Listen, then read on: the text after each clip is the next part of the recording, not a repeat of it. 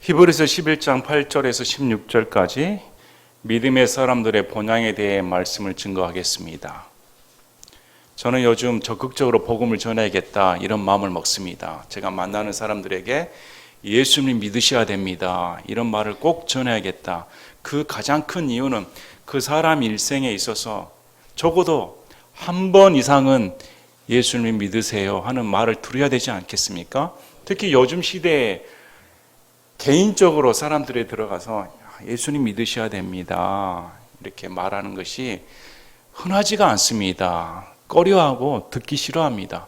그럼에도 적극적으로 전해야겠다 마음 먹습니다. 이번에 한 젊은이에게 제가 예수님 믿으십시오 이렇게 물어봤습니다. 그랬더니 그는 저는 예수님 안 믿습니다 이렇게 말하였습니다. 왜 안 믿습니까? 내세를 믿지 않는다는 겁니다. 요즘 사람들이 내세에 대해 알까요? 천국과 지옥에 대해서, 영적인 세계에 대해 알까요? 알려고도 하지 않습니다. 그런데 참 이상합니다. 사람들에게 왜 공동묘지에 가면 두려움을 느낍니까? 죽으면 끝이라고 하는데 여러분, 혹시 여러분들이 100명의 시체와 함께 잠을 잘 수가 있습니까? 나는 아무렇지도 않다. 아마 글쎄요. 두려움이 없는 사람은 거의 없을 겁니다. 깜깜한 밤에 칠흑 같은 어둠 속 가운데 무엇이 부시럭부시럭 하면 두려움을 느끼는 사람 당연히 많을 겁니다. 무당들이 있습니다. 신내림을 받았다고 합니다. 귀신들의 존재를 인정합니다. 점을 칩니다. 그런데 육적인 세계가 아닌 그런 걸 보면 영적인 세계가 있다는 겁니다. 그래서 사람들은 육적인 세계가 전부라고 생각합니다. 이상하죠? 그런 영적인 존재가 있는 것을 알면서도 죽으면 끝이고 육체가 전부라고 생각하니 얼마나 아이러니합니까? 얼마나 어리석습니까? 적어도 육체적인 존재가 아닌 영적인 존재가 있구나. 아니면 이 세계가 아닌 다른 세계가 있구나. 이런 정도는 상식적으로 인식을 해야 됩니다. 그럼에도 애써 부정을 하는 겁니다. 성경에서는 명확하게 그 점을 찍어냅니다. 그렇게 하는 이유는 너희가 정욕대로 살고자 하기 위함이다. 어떠한 증거를 보여줘도 안 믿는 이유는 하나님 없이 내 멋대로 살기 위함이다. 그래서 심판석 앞에 섰을 때 나는 하나님 몰랐습니다. 누가 알려주지 않았습니다. 이렇게 핑계댈 수가 없다는 겁니다. 하나님께서 각자의 양심 가운데 하나님을 알만한 속성을 주셨다고 성경은 말씀을 하십니다. 그러므로 그 누구도 심판석 앞에 섰을 때 나는 하나님 모릅니다 이렇게 핑계댈 수가 없다는 겁니다. 여러분 적극적으로 예수님 믿으십시오 이렇게 외쳐야 됩니다. 듣든지 아니 듣든지 내 인기가 하락하든지 따돌림을 당하든지 멸시를 받든지 외쳐야 됩니다. 저도 그렇습니다. 누가 저에게 예수님을 믿으십시오 이렇게 말을 하지 않았더라면 예수님께 대해 관심이 없었을 겁니다. 여러분도 그렇지 않습니까? 누군가 내게 와서 하나님의 대리자로 하나님께서 그 사람을 보내서 예수님 믿으시길 바랍니다. 교회에 나와 예배를 드리시고 하나님이 어떤 존재인지 알아보시길 바랍니다. 이런 말을 들었으므로 그래? 하나님이 계신가? 찾고자 하는 마음이 생기니까 가서 예수님 믿는 거 아닙니까? 여러분 이 마지막 시대 가운데 여러분의 삶 가운데 만나는 사람들에게 때를 얻든지 못 얻든지 형편이 있든지 없든지 간에 상황 가리지 마시고 예수님이 최고입니다. 예수님 믿는 인생이 최고입니다. 예수님 안 믿으면 그 인생이 어떻게 될까요?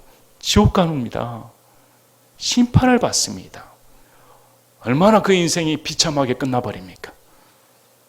믿는 자라면 적극적으로 예수님을 믿으시기 바랍니다. 이렇게 외치시길 바랍니다. 그래서 오늘 히브리서 11장 말씀을 보시면 보이는 것은 보이지 않는 것에 의해 지어졌다. 이렇게 말씀을 합니다. 지금 내 눈으로 보이는 것은 보는 것이 저절로 진화되었다든지 어느 날 마술처럼 생겨난 것이 아닙니다. 보이지 아니하시는 하나님의 손길에 의해 온 우주 만물이 6일 만에 단 6일 만에 창조되었다고 성경은 기록되어 있습니다. 온 우주 만물을 6일 만에 창조하신 창조주이시라면 무엇을 못하시겠는가? 무엇이 불가능하겠는가? 그 창조주 하나님을 믿는다면 무엇이 두렵겠는가? 이렇게 히브리서 저자인 바울이 가르쳐 준 겁니다. 핍박 가운데 유혹 가운데 시달렸던 히브리 성도들에게 창조주 하나님을 믿는 신앙이 기본이 되어야 됐습니다. 그래서 아벨, 에녹, 노아는 보지 못하는 것을 보는 것으로 여기고 살았다는 겁니다. 순교를 당하고 무려 120년 동안 그 조롱거리에 불구하고 아랑곳하지 않고 방주를 예비하는 삶을 살았습니다. 결코 쉽지 않습니다. 에녹은 300년 동안 하나님과 같이 동행하며 걸었습니다. 온 세상이 자기의 육신에 따라 정욕대로 걸을 때 에녹만큼은 나는 하나님을 따르겠다. 다르게 걸었다는 겁니다. 그럴 때 하나님께서는 죽음을 보지 않는 휴거의 보상을 허락해 주셨다는 겁니다.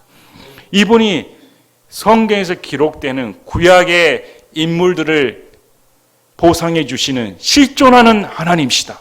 그러므로 하나님께 나아간 자는 반드시 그분이 살아계신 것과 그분이 부지런히 자기를 찾는 자들에게 보상해 주시는 분임을 믿어야 된다는 겁니다.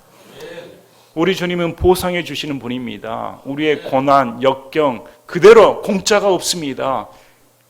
허무하게 끝나버리지는 않습니다. 예수님 안에 있는 핍박, 예수님 안에 있는 헌신, 예수님을 위해 흘린 땀 그 한 방울도 헛되지 않습니다. 반드시 하나님이 보상해 주신다. 그러므로 히브리 성도들에게 적극적으로 주님을 위해 살라는 겁니다. 적극적으로 핍박을 받으라는 겁니다. 적극적으로 주님을 위해 모든 것을 걸라는 겁니다. 그래서 믿음이란 무엇인가? 육신의 세계를 벗어나 영적인 세계의 존재가 있음을 인정을 하고 확신한다. 이미 이루어졌다고 내 손에 쥐어졌다고 믿는 겁니다. 이 증거가 믿음입니다. 그래서 여러분에게 천국을 보여달라, 여러분에게 하나님의 상속 유업의 증거를 보여달라 하면 그 증거가 내 믿음, 내 확신입니다. 내 확신이 증거인 겁니다. 그래서 하나님께서는 그 증거를 보신다는 겁니다. 그 믿음의 증거를 보시고 갚아주신다는 겁니다. 아멘.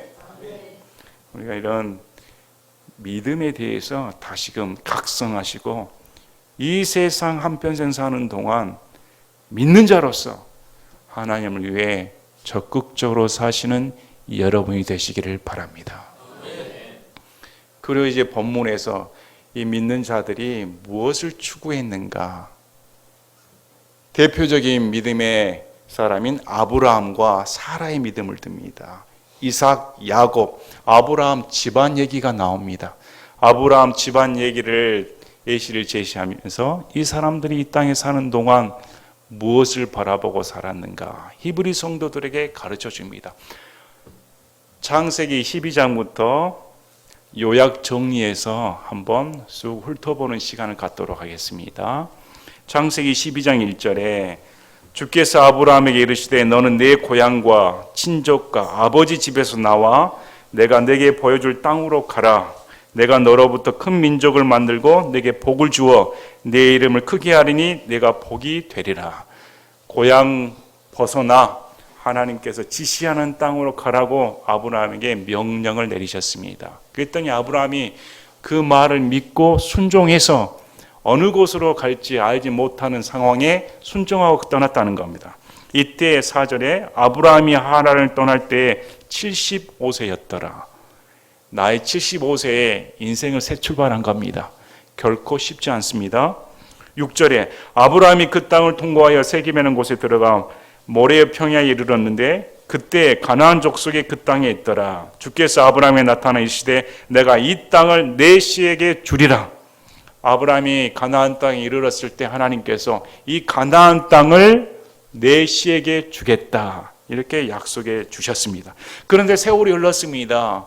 도통 씨가 나오질 않습니다.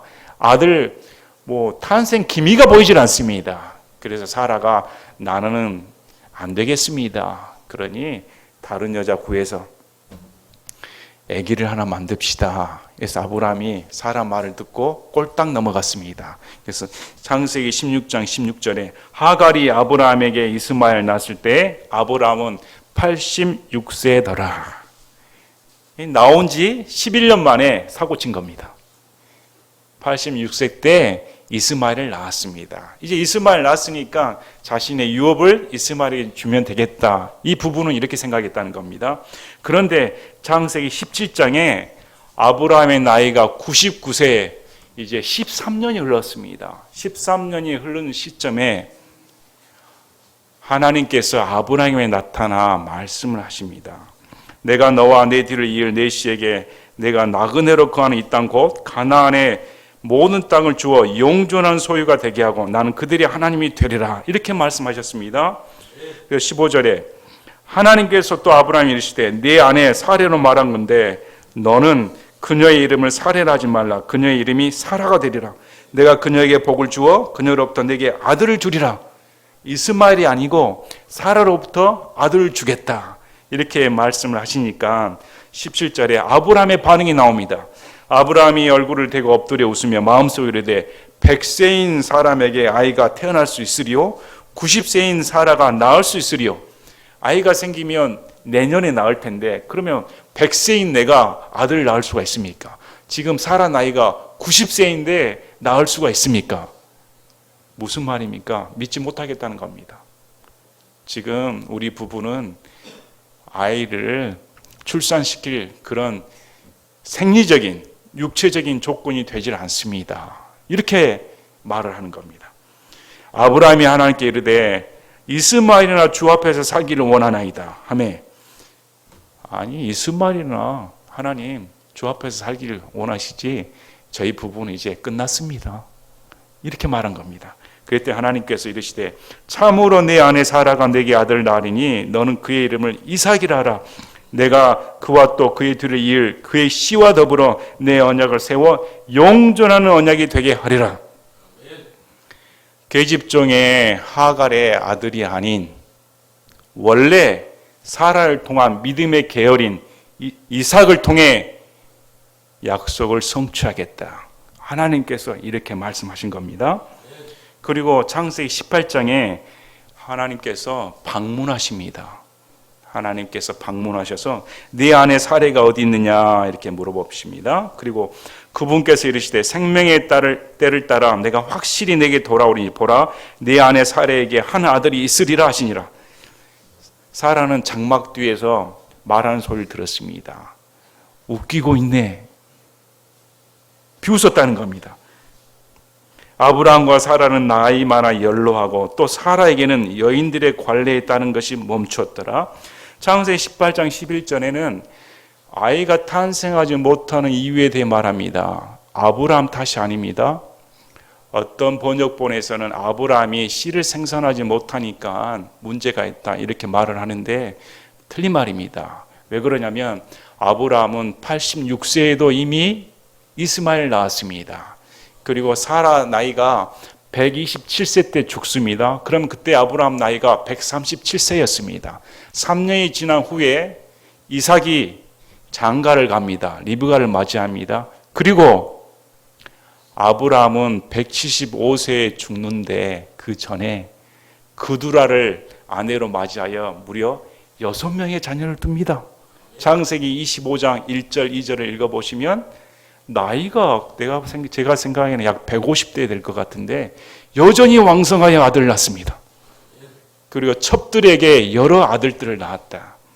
아브라함의 시간 문제가 아니고 사라에게 문제 있는 겁니다. 사라가 관례가 지나버렸다. 폐경이 됐다는 겁니다. 경수가 끊겼다는 겁니다. 이미 가임기 시간을 지나버려서 여자의 몸으로는 아이를 수태할 능력을 상실했다는 겁니다. 그래서 사라가 웃는 겁니다. 이미 나는 여자의 관례대로 끝나버렸는데 무슨 수태를 합니까? 12절에 사라가 속으로 웃으며 이르되 내가 늙었고 내 주도 늙었은즉 내게 즐거움이 있으리요. 아들을 갖고 싶은 욕망이 얼마나 클까요? 사라의 즐거움은 아들이었습니다. 출산의 기쁨을 느끼고 싶었습니다. 이제 와서 무슨 기쁨을 누리겠습니까? 했더니 13절에 주께서 아브라함에 이르시되 어찌하여 사라가 웃으며 이르기를 내가 늙었거늘 정말로 아이를 낳으려 하느냐. 장막 뒤에 엿듣고 있는 사라의 마음속을 하나님께서 읽으시고 그대로 말씀하시는 겁니다. 14절 말씀에 주에게 너무 어려운 일이 있느냐. 은혜로운 말씀입니다. 우리 믿는 자들에게 이 말씀이 들려와야 됩니다. 우리 상황이 절망입니다. 인간적인 눈으로 보면 도저히 불가능합니다. 근데 하나님께서 비웃는 사라에게, 자조적인 웃음을, 허탈한 웃음을 짓는 사라에게, 아브라함에게 주에게 어려운 일이 있느냐? 여러분, 하나님께 어려운 일이 있습니까? 여러분이 믿는 하나님은 어떤 분이십니까? 여러분이 믿는 하나님은 여러분의 상황을 구출하지 못하시는 그런 무능력한 하나님이십니까? 아니면 능력의 하나님이십니까? 그분은 말씀으로 세상을 창조하신 분입니다. 저와 여러분을 창조하신 분입니다. 그분에게 어려운 일이 있을 수가 있습니까? 그분에게는 인생 자체가 하나님께서 다루실 때 기적을 일으키는 것은 너무도 쉬운 일입니다. 반문하지 말라는 겁니다. 생각해 보라는 겁니다. 하나님에게 어려운 일이 있느냐? 생명의 때를 따라 내가 정한 때에 내게 돌아오리니 사라에게 한 아들이 있으리라 하시니라. 분명히 아들이 있다.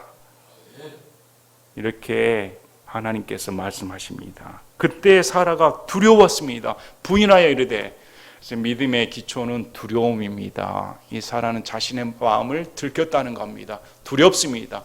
우리 신약 성경에서 이런 장면들을 봅니다. 예수님께서 니고데모의 모습, 그리고 삭개오의 모습 이미 다 알고 계신다는 겁니다. 사마리아 여인의 모습 다 알고 계십니다. 하나같이 반응이, 어떻게 나를 아십니까? 어떻게 나의 속마음을 아십니까? 왜 하나님이시니까? 하나님께서 우리 마음속을 모르시겠습니까? 하나님께서 전지전능하신 그분이 무엇을 모르시겠습니까? 사라는 그의 마음을 듣는 순간 이분이 진짜 하나님이시구나, 두렵다는 겁니다. 그래서 반응이 나왔습니다. 아닙니다. 저는 안 웃었습니다. 항상 사람은 방어적인 태세를 취합니다. 그랬더니, 아니다, 너는 정말 웃었다. 하나님이 모르시겠습니까? 자, 그래서 창세기 21장, 창세기 18장 이후 사건에서는 이제 소돔 고모라 사건이 나오고, 나이가 이렇게 늙었는데도 90대인데도 사라는 이뻤나 봐요. 그래서 아브라함이 한 번 또 속입니다. 왕에게. 참 대단한 미모인 것 같습니다. 그런데 창세기 21장에 주께서 친히 말씀하신 대로 사라를 찾아오셨습니다. 그리고 사라가 수태하여 하나님께서 아브라함에게 말씀하신 그 정한 때에 늙은 나이에 아브라함에게 아들을 낳았습니다.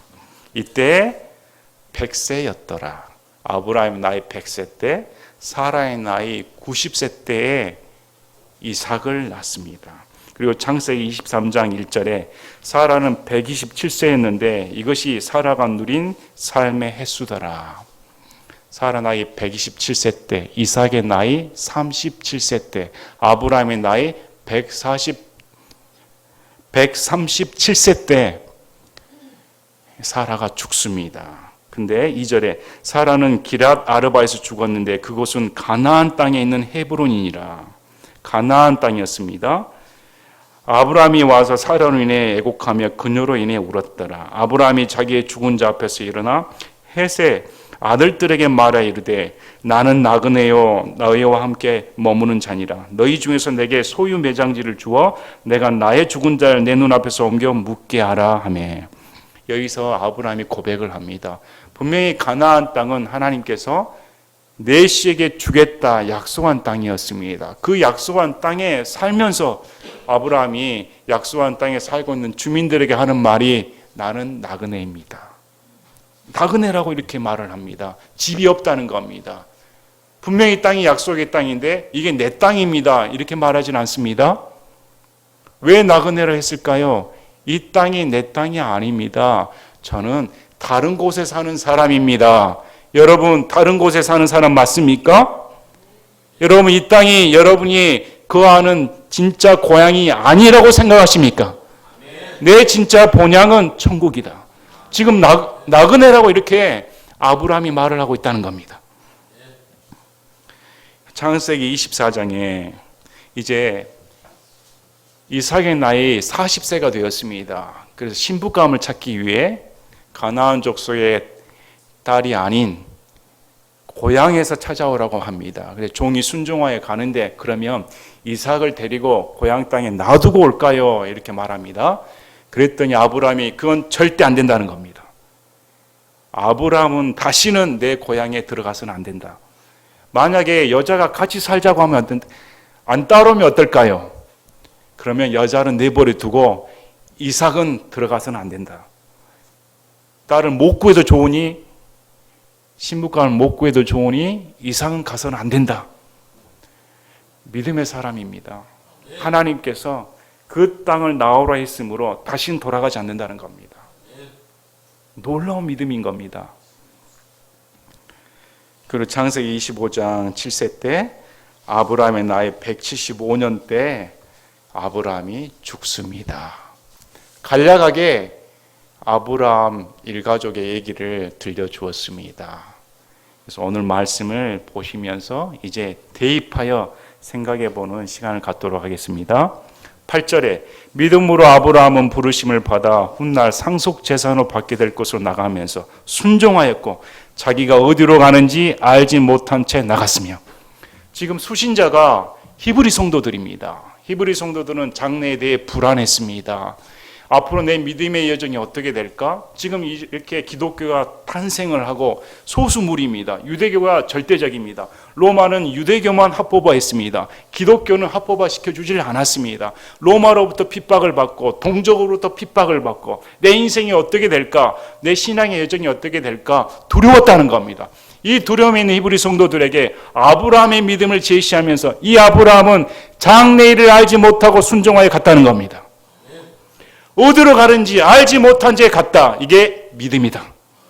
그래서 믿음이 있으면 순종하게끔 돼 있습니다. 믿음과 순종은 분리되질 않습니다. 내가 믿으면 반드시 행동이 나온다는 겁니다.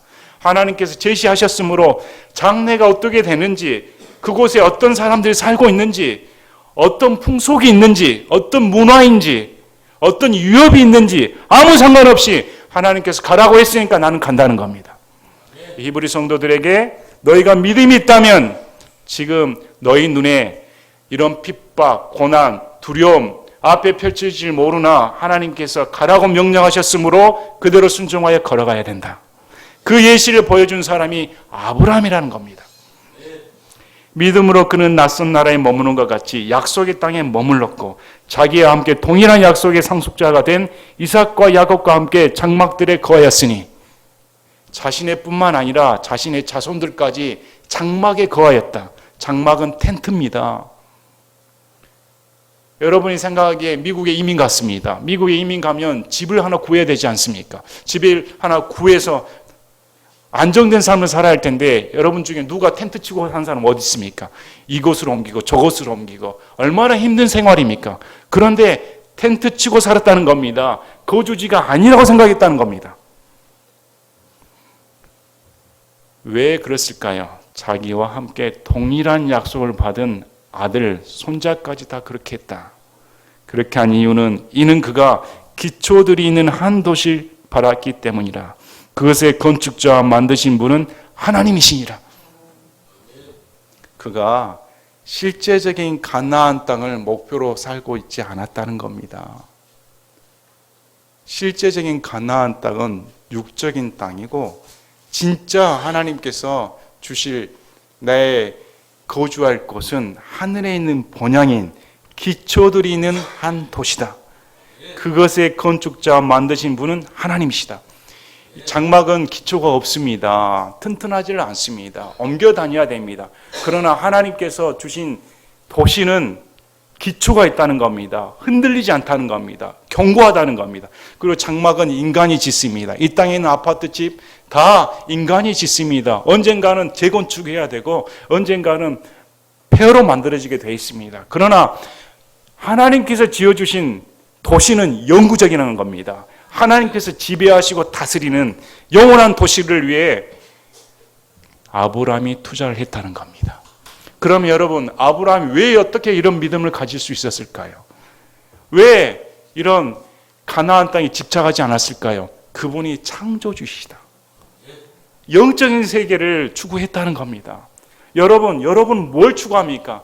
많은 설교 중에 은사주의, 복받아라는 설교 중에 순 떠드는 말이 아브라함도 부자, 이삭도 부자, 야곱도 부자였습니다. 우리도 아브라함, 이삭, 야곱처럼 부자 될 수 있습니다. 그런 소리를 떠들어댑니다. 지금 바울이 그렇게 말합니까? 바울이 아브라함이 부자 됐습니다. 이삭도 부자 됐습니다. 야곱도 부자 됐습니다. 우리도 믿음으로 살면 이렇게 부자 됩니다. 이렇게 말을 하고 있습니까? 그렇게 말하지 않습니다. 이 사람들은 이 땅을 먼지처럼 살았다는 겁니다. 이 땅에 정을 두지 않았다는 겁니다. 장막에 무슨 화려합니까? 무슨 삐까번쩍한 금을 갖고 있습니까? 아니라는 겁니다. 이 사람들은 눈에 보이지 아니하는 한 도시인 하나님께서 지으신 저 천국에 있는 도시를 위해 살았다는 겁니다. 여러분, 신앙 성도들이 뭘 추구해야 될까요? 그래서 이걸 히브리 성도들에게 가르쳐 주는 겁니다. 뭘 추구하고 살고 있는가? 여러분, 진짜 우리가 거할 도시는 천국에 있는 요한계시록 21장 1절 2절 내가 새 하늘과 새 땅을 보았으니 이는 처음 하늘과 처음 땅이 사라졌고 바다도 다시는 있지 아니하였기 때문이더라. 나 요한이 봄에 거룩한 도시 새 예루살렘이 신부가 자기 남편을 위하여 단정한 것 같이 예비한 채 하늘에서 하나님으로부터 내려오더라. 저와 여러분을 위해 새 예루살렘이 내려오게 되어 있습니다. 그리고 그곳에서 다시는 슬픔이 없고 눈물이 없으며 하나님 그분을 직접 뵌다는 겁니다. 그 도시를 바랬다는 겁니다. 자, 아브라함이 이렇게 살았습니다. 11절에 믿음을 통해 사라 자신도 나이가 지났을 때 씨를 수티하는 힘을 받아 아이를 출산하였으니 이는 그녀가 약속하신 분을 신실한 분으로 판단했기 때문이라. 여기서 바울이 지적하는 것은 약속하신 분이 신실하다. 약속을 지키신다는 겁니다. 만약에 하나님께서 우리에게 약속을 주셨는데 나 몰라라 하면 어떻게 됩니까? 과연 내가 받은 이 약속이 진실할까? 이루어질까? 그래서 사라는 완전히 출산한 능력을 상실했다. 근데 하나님께서 사라에게 아들이 있으리라 그 약속한 말씀을 그대로 이루어진다는 겁니다. 그러나 사라는 아들을 아직 받지 못했습니다. 그런 비웃었던 자였습니다. 그러나 자기 속마음이 들키고 하나님을 두려워하는 순간 이분이 정말 하나님이시구나 믿음이 생겼다는 겁니다. 그래서 반드시 이루신다는 그분의 약속을 신실하게 믿었다. 여기에는 사라의 믿음이 나옵니다. 아브라함의 믿음이 아닙니다. 사라의 믿음입니다. 사라도 나이가 지났습니다. 관례가 끊겨버렸다는 겁니다. 씨를 수태할 능력이 없었습니다. 그러나 하나님께서 씨를 수태하는 능력을 주셨다는 겁니다. 그래서 출산하였다. 이렇게 된 이유가 그분의 약속이 신실하시다. 여러분, 하나님께서 예수님을 통해 우리에게 주신 약속은 신실합니다. 그래서 하나님이 우리의 약속을 이루시는 두 가지 능력이, 첫째, 그분은 모든 것을 가능하시다는 겁니다. 어떤 약속도 성취할 능력이 있으시다는 겁니다. 만약에 능력이 없으신 분이 약속해 놓고 못 갚으시면 어떻게 되겠습니까? 그러나 우리 하나님은 천지 만물을 창조하신 창조이심으로 그 약속을 이루신다. 성취할 능력이 있다. 또 거짓말하지 않으시고 지키신다는 겁니다. 그래서 사라가 그 믿음을 통해 출산하는 기쁨을 누렸다. 그래서 90세 된 사라가 아이를 안고 웃지 않습니까? 이것이 반어법입니다. 네가 웃었느니라. 아멘. 하나님은 참 멋지신 분입니다. 비웃음을 진정한 웃음으로 바꿔버립니다. 내게 무슨 즐거움이 있으리요? 한탄했던 사라에게 정말 즐거움을 주시는 분입니다. 여러분의 인생에게 즐거움을 주신 분은 하나님이십니다. 그분은 능히 이루실 수 있다는 겁니다. 그러므로 심지어 죽은 자와 다름없던 한 사람에게서 하늘의 허다한 별과 바닷가의 무수한 모래와 같이 많은 사람이 나왔느니라. 하나님께서 아브라함의 약속하신 대로 바다의 허다한 모래와 같이 하늘의 무수한 별과 같은 자손들을 허락해 주셨다. 사라는 죽은 사람과 매반이었습니다. 수태할 능력이 없었으니까. 그런데도 하나님께서는 그 약속을 성취해 주셨다. 이들은 다 믿음 안에서 죽었으며 약속하신 것들을 받지 못하였으되 멀리서 그것들을 보고 확신하며 끌어안았고 또 땅에서는 자기들이 나그네요 순례자라고 고백하였으니 그런 것들을 말하는 자들은 자기들이 본향을 찾고 있음을 분명히 나타내느니라. 이들은 믿음 안에서 죽었습니다. 약속하신 것을 받지 못했습니다. 가나안 땅이 이루어진 것, 수많은 자손이 이루어지는 것을 눈으로 보지 못하고 죽었습니다. 그러면 그 죽음이 헛된 죽음입니까? 그냥 허무한 죽음이 되어버렸습니까? 아니라는 겁니다. 멀리서 그것들을 보고 확신하며 끌어안았다.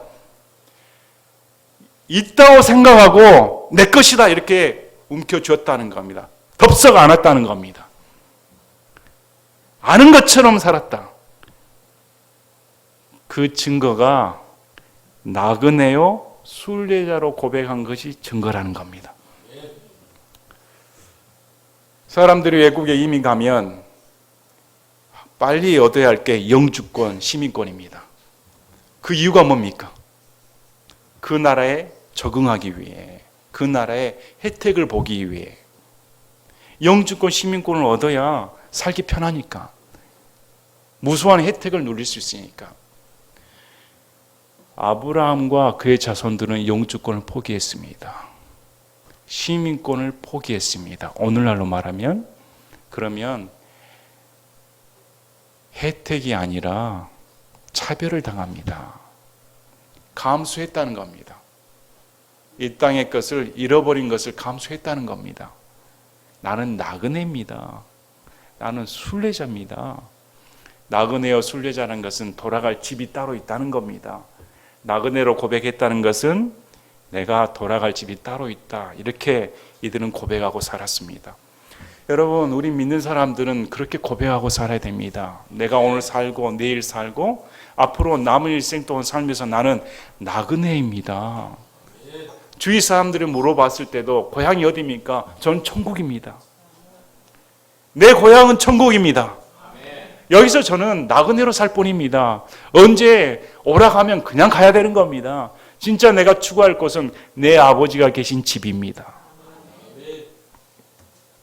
그런 것들을 말하는 자들은 자기들이 본향을 찾고 있음을 분명히 나타내느니라. 참으로 그들이 자기가 떠나온 본향을 깊이 생각하였더라면 돌아갈 기회가 그들에게 있었으려니와. 이 말 들은 히브리 성도들은 찔림을 받았을 겁니다. 돌아갈 기회가 있었는데 지금 이들은 유대교로 적당히 타협하고 싶었습니다. 기독교에 된 게 너무 힘들다는 겁니다. 적당히 돌아가서 기회를 엿보고 싶은 마음이 있었습니다. 자, 아브라함, 사라 이런 믿음의 조상들 보시길 바랍니다. 길을 알고 있었습니다. 유턴해서 돌아가면 되는 겁니다. 언제든지 갈 수 있습니다. 그런데 그가 이삭도 절대로 들어가서는 안 된다. 돌아가서는 안 된다. 한 번 나온 길은 안 간다는 겁니다. 주님께서 나오라 했으므로 다시는 그 길을 가지 않는다. 사람이 외국에 나가서 제일 힘든 게 향수병이라고 합니다. 고향 생각, 친족 생각, 아버지, 어머니 얼굴 생각. 저도 외국에 나가면 못 견딜 것 같습니다. 얼마나 고향에 돌아가고 싶습니까? 나이가 들면 젊었을 때는 부푸른 꿈이 있고 희망이 있으니까 성취욕이 있으니까 열정적인 도전을 할 수 있으니까 외국에 나가 사업을 벌이고 도전을 합니다. 그냥 나이가 들면 떠나온 고향이 생각이 난다고 합니다. 그래서 나이가 들면 다 돌아오지 않습니까? 그런데 이들은 돌아오지 않았다는 겁니다. 이들은 돌아갈 고향이 있어도 안 돌아가겠다. 진정한 내 고향이 아니니까. 우리의 고향은 천국입니다. 천국입니다. 이제는 그들이 더 좋은 본향을 사모하니 곧 하늘의 본향이라. 항상 히브리서는 더 좋은이란 말이 반복되어 나옵니다. 여기 있는 땅의 고향보다 더 좋은 본향이 하늘에 있다. 여기에 있는 육적인 제사보다 더 좋은 제사장이 하늘에 계신다. 이런 헌물 모든 것들을 항상 대조적으로 말을 해줍니다. 그래서 히브리 성도들에게 이 땅이 너희들의 진실된 고향이 아니므로 진정한 본향인 하늘을 위해 사는 것을 부끄럽게 생각하지 말라는 겁니다. 그러므로 하나님께서도 그들이 하나님이라 불리는 것을 부끄러워하지 아니하시나니 그분께서 그들을 위하여 한 도시를 예비하셨느니라. 이렇게 산 사람들에게 하나님도 부끄러워하지 아니하셨다. 우리 하나님은 핍박받는 성도들, 그리고 하나님을 위해 열심을 내는 성도들, 또 하나님을 위해 남이 모를 고통 가운데 있는 성도들 절대 부끄러워하지 않습니다. 그의 편이 되어 주십니다. 그를 위해 한 도시를 예비하셨다. 스케일이 크신 분입니다. 우리 아버지께서 나를 위해 뭘 주실까요? 우리 하나님께서 나를 위해 가장 좋은 걸 뭘 주실까요? 도시 전체를 주겠다는 겁니다. 그 도시가 얼마나 큰지, 우리가 도시라고 하니까 광주, 서울, 뉴욕 이 정도로 생각합니까? 도시가 얼마나 클까? 그곳의 주인이 하나님이신데, 하나님과 함께 살 수가 있는데, 우리 히브리서 12장 22절 보겠습니다. 히브리서 12장 22절. 그러나 너희는 시온산과 살아계신 하나님의 도시 곧 하늘에 있는 예루살렘과 무수한 천사들의 무리와 총회와 하늘에 기록된 처음 난 자들의 교회와 모든 것의 심판자 되신 하나님과 완전하게 된 의인들의 영들과 새 언약의 중재자이신 예수님과, 보면 그 도시에는 예수님이 계시고 구원받은 성도들이 함께 있다는 겁니다. 그 도시에 우리가 영원히 함께 산다. 그러므로 히브리 성도들아, 이 땅은 잠시 잠깐이다. 두려워하지 말고 우리를 위해 예비해 주신 그 한 도시를 바라보고 살라는 겁니다. 베드로전서 1장 2장에도 사도 베드로는 성도들에게 나그네여 이렇게 말합니다. 시편 39편 12절에 다윗도 이렇게 고백합니다. 시편 39편 12절, 오 주여 나의 기도를 들으시고 나의 부르짖음에 귀를 기울이소서. 내가 눈물을 흘릴 때 잠잠하지 마옵소서. 나는 주와 함께하는 나그네여 내 모든 조상들처럼 떠도는 자녀이다. 와, 왕이고 시인이고 용맹한 군사이고, 다윗이 어떻게 고백합니까? 나는 나그네입니다. 조상들처럼 떠도는 자입니다. 이 땅을 전부로 생각하지 않았습니다. 이 땅의 부귀영화를 추구하지 않았습니다. 진정한 신앙은 천국을 추구하는 겁니다. 오늘 아브라함과 사라의 믿음을 통해 하나님께서 우리에게 말씀하십니다. 이들에게 하나님께서 한 도시를 예비하여 주셨다. 얼마나 큰 상급입니까? 얼마나 큰 보상입니까? 예수님 믿는 사람 정말 시민권 얻은 사람입니다. 저 천국에 있는 시민권을 얻었습니다. 얼마나 큰 혜택을 누립니까? 그 시민권에 도시 이름이 적혀 있습니다. 새 예루살렘. 그리고 그 시민권의 시장님이 하나님입니다. 그리고 거기에 저와 여러분의 주민등록번호가 적혀져 있습니다. 이름이 적혀져 있습니다. 얼마나 감사합니까? 어린 양의 생명책에 우리 이름이 기록되어 있는데 얼마나 놀라운 일입니까? 세상에도 사람들이 시민권을 얻기 위해 그렇게 열심히 노력을 하는데 불철주야 노력하지 않습니까? 그런데 우리는 단지 믿음으로 획득할 수가 있다. 믿음으로 순종한다. 오늘 다시금 여러분 가운데 아픔이 있으십니까? 여러분 가운데 불가능하게 여긴 것이 있습니까? 힘든 상황에 있는 성도들에게 위로가 되는 말씀입니다. 그분은 신실하시다. 그리고 우리가 추구하는 것은 저 천국이다. 다시금 말씀을 깊이 보시고 우리를 위해 예배해 주신 예수님을 찬양합니다. 자, 기도하고 마치겠습니다.